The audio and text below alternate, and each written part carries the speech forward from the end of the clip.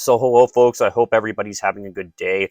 I've been on a bit of a 2-week hiatus here due to personal reasons, so I've been trying to keep up with things as much as I can still. I have about a sheet of probably like 50 things that are going on with this Ukraine-Russian war and just events around the world, but that's just way too much for me to explain in one video, and I'm a little bit behind the ball, but I'm just going to go over some stuff and a general update about some things I found interesting going on with this war and other events in our crazy world right now.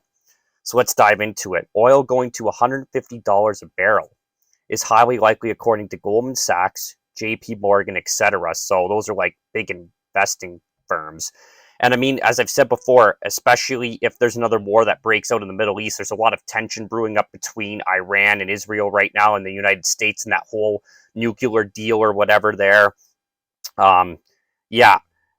And speaking of that, Iran has shut down the nuclear watchdogs cameras. So that was like cameras that were watching basically, I think, from like the UN or some kind of international agreement thing where they had to have their nuclear buildup like monitored. But now they shut these cameras off so they can almost produce as much as they want and they can build even more bombs. So that's pretty significant as well. And yeah, basically, if there's a war that goes on out there, yeah, like $150 a barrel is very likely, but we might even reach that without a war breaking out there as well. It's just insane. Just every day, gas is going up titch by titch.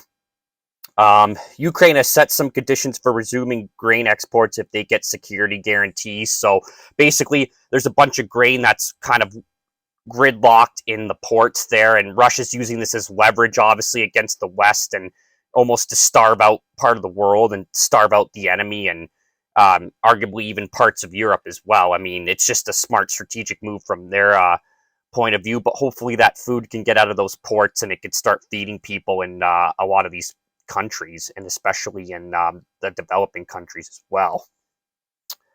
A Russian ambassador to the U.S. was encouraged to defect. Whether that's true or not, that's quite interesting. Trying to get intelligence and a new spy is always a huge strategy for figuring out your opponent in war. Russia is close to taking the Donbass area, so that's really all over the news now. And they've taken Mariupol, they took that town or city Lyman, and then now they're going after this one called Severodonetsk or something. I can't even pronounce it, but it's that one that starts with an S, so that's going to be another significant takeover. And, they're securing a lot of territory right now in the eastern part of the country. Just within like maybe 3 weeks here, it's incredible how much progress they've made. And I think, they're going to go after Odessa next, which is another port city. And if they get that port city, that is a huge turning point even more in this war, because then they get even more control of the Black Sea. They can, freeze more shipments of stuff and have more leverage over Ukraine themselves and Europe and NATO and such. They can, transport weapons through those waterways. It's just a huge advance for them, but let's hope that doesn't happen. This is quite interesting. Beijing finances Cambodia's naval base. So now, Cambodia is close to China. It's actually a pretty good strategic location from looking at it on a map. I mean, you have waterways there with the Gulf of Thailand. It's close to the Bay of Bengal and even the Indian Ocean. So very good strategic location to have anywhere near water as well. And, since China's basically allies with Russia as well, I mean, Russia can put stuff in there too and put their boats in there. So just another big strategic move on that front. U.S. fails to assess the civilian deaths in Yemen. I mean, this isn't getting a lot of media coverage, but it's a terrible humanitarian disaster what's going on in Yemen right now. And I think I've heard that the United States has killed about 150,000 people there so far. So, I mean, it's very bad what Russia's doing. I condemn what Russia's doing, yes. And I'm not a Russian fanboy. I hope it doesn't come off as that sometimes. But, U.S. is invading another, Yemen right now and killing a bunch of people as well. So, yeah, but a little bit hypocritical. Britain's food supply will be at risk. 6 million Britons could potentially struggle to pay their energy bills this winter, according to the Telegraph.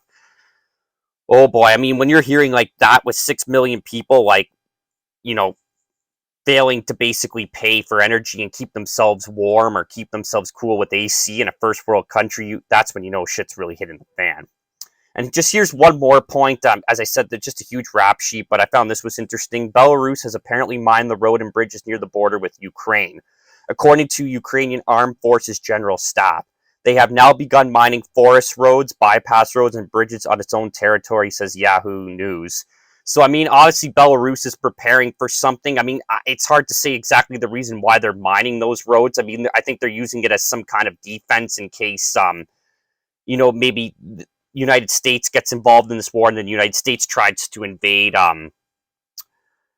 Belarus there, or even Ukraine tries to go into Belarus. So I think, they're just doing that to be on the safe side. But I think they're going to be planning an offensive eventually once Russia takes more of Ukraine and they move more westward as well. So very interesting stuff. But that's about all I wanted to say today. I didn't go into too deep a detail on everything here, but as I've said, this is just me kind of getting back into the groove, and you can tell I'm stumbling a bit. I've been under a lot of stress the last couple of weeks, so don't mind that. And yeah, have a good day.